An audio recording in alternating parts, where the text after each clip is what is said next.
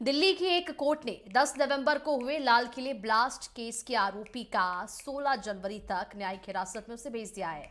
बताते आपको ये भी हम चले कि एनआईए ने 8 दिन की रिमांड खत्म होने के बाद आरोपी को पटियाला हाउस कोर्ट में पेश किया और एनआईए की टीम ने जांच के मुताबिक आरोपी ने ही उस सुसाइड बॉम्बर को लॉजिस्टिक सपोर्ट दिया था जिसने कि विस्फोट से भरी कार लाल किले के बाहर उड़ाई थी।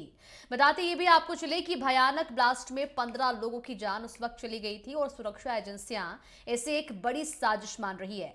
कोर्ट ने मामले की संवेदनशीलता को देखते हुए आरोपी को फिलहाल 13 दिन की जेल में भेज दिया है।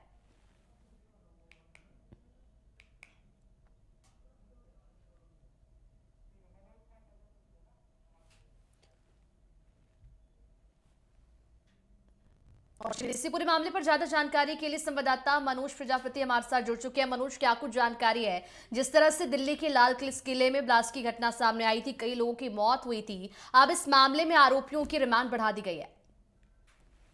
जी मनीषा, बिल्कुल हम्म। आपको बताएं, जिस तरह 10 नवंबर को जो दिल्ली में लाल किला के सामने जो ब्लास्ट हुआ था, उसमें जो 9 आरोपी है, उनमें से एक आरोपी जो है उसकी जो न्यायिक हिरासत है उसको 13 दिन के लिए बढ़ा दिया गया है। आपको बताएं, जिस तरह एएनआई जो है आज पटियाला हाउस कोर्ट में आरोपी को पेश किया गया और उसी दौरान जो है उसकी जो न्यायिक हिरासत थी उसको हम्म। 13 दिन के लिए बढ़ाया गया है। जी मनीषा। और क्या कुछ जानकारी अभी तक किस एंगल से जांच पड़ताल की जा रही है, मनोज?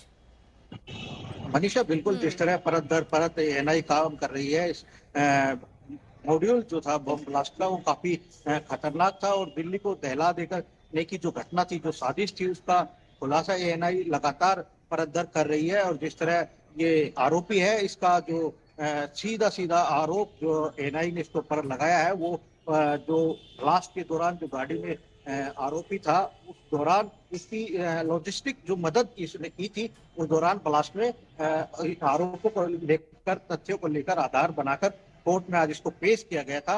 और उन आरोपों के आधार पर जो पटियाला हाउस कोर्ट में जब इसको पेश किया गया तो न्यायाधीश सेशन जो है उन्होंने इनको जो है 13 दिन का और अभी न्यायिक कारावास जो है दिया है। जी। मनोज, इस पूरे मामले में एनआईए की टीम लगातार जांच पड़ताल कर रही है, आरोपियों से भी पूछताछ की जा रही है। फिलहाल न्यायिक रिमांड तो उनकी बढ़ा दी गई है। इस पूरे मामले में और भी क्या कुछ नए खुलासे हो सकते हैं?